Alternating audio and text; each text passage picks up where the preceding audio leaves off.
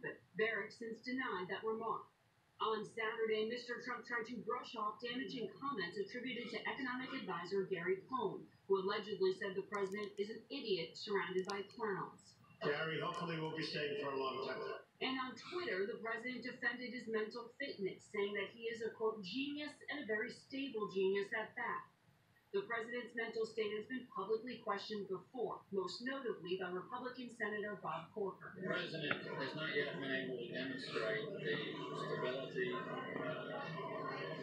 nor some of the competence that he needs to demonstrate. And more frequently by Democrats like California Congressman Adam Schiff. We have a seriously flawed human being in the Oval Office. Across TV networks on Sunday, the president's allies came to his defense, perhaps none so vehemently as advisor Stephen Miller. The president is a political genius who won against a field of 17 incredibly talented people. After that segment, Miller was asked to leave the set and, according to a CNN source, refused to do so. He was then escorted out by security. President Trump later tweeted that the anchor who did the interview was full of, quote, hatred and unfairness, which Nora suggests that the president himself was watching. Margaret, thanks. Michael Wolff, the author of Fire and Fury Inside the Trump White House, is with us this morning. Good morning, Michael. Good morning. Thank you for having me. A lot has happened since details of your book just came out. The president, to say the least, the president, in response, has felt the need to describe himself as a stable genius. Based on your reporting, are there people inside the White House talking about trying to remove him from office? They're not talking about trying to remove him from office. They're wondering what's going to happen. The people in the White House are like everybody else in the country. What's going to happen here? We don't know from day to day. This is for them, as for everyone, an extraordinary experience. And I think that they certainly question what's going to happen here, like everybody else. So there are many moments in which the 25th Amendment has come up.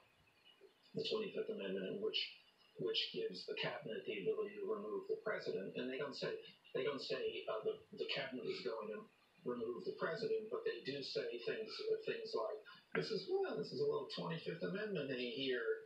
Well, it's interesting because you say that Bannon was going around the White House saying that there was a 33% chance that the president would be impeached, a 33% chance that he would resign under threat of the 25th Amendment, correct? And a 33 1/3% chance that he would limp to the finish line, 0% chance that he would have another term. President Trump yesterday said the book is a fake book. He said you are totally discredited as an author. Is everything in the book true? Everything in the book is true.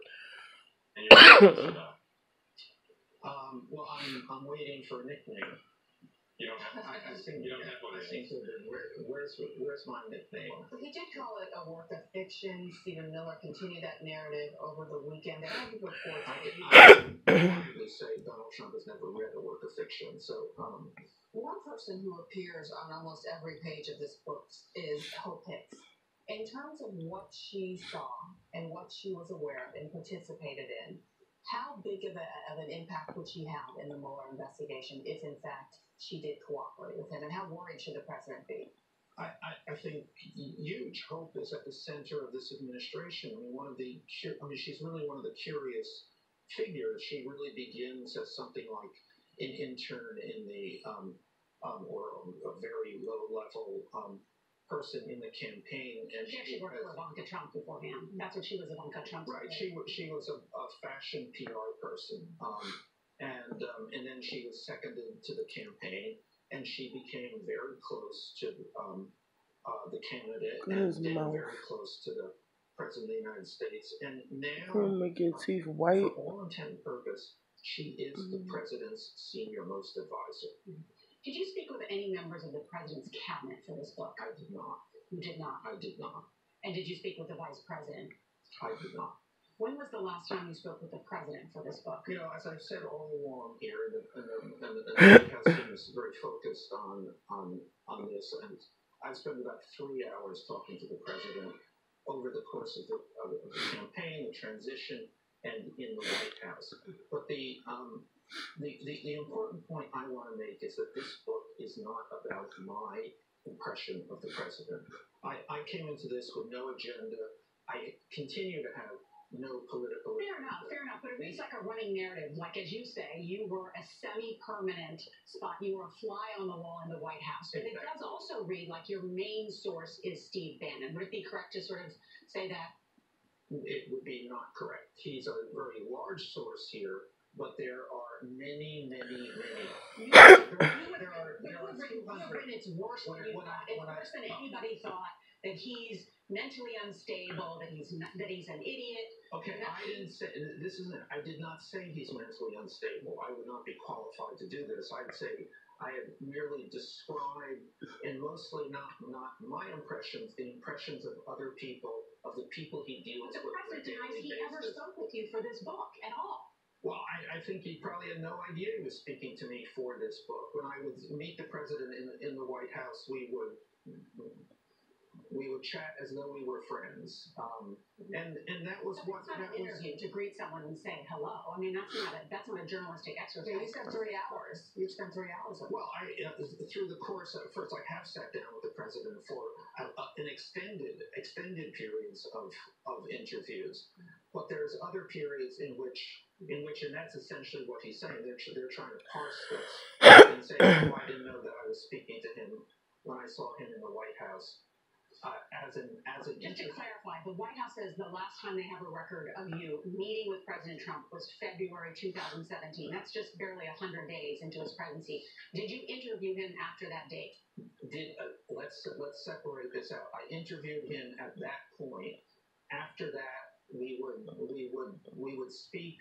I'm sure he didn't think they were interviews, and in all fairness, he might say I was not being interviewed.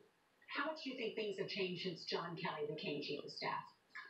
I think that they've changed a lot. There's Bannon's gone. Bannon's gone. Priebus gone. Spicer's gone. So these sources. So the core of the White House of that the first 6 months, the core of that staff is gone. So a lot has changed. Given the staffing in the White House. The thing that has not changed, of course, is Donald Trump. Michael Wolff, we're out of time. Thank you so much for joining us. Thank you. In other news, New York's busiest airport is working to return to normal this morning after days of mayhem from stranded passengers. A water main burst flooded most of Terminal 4 at JFK International Airport yesterday. Between that and the winter weather, more than 500 flights have been canceled since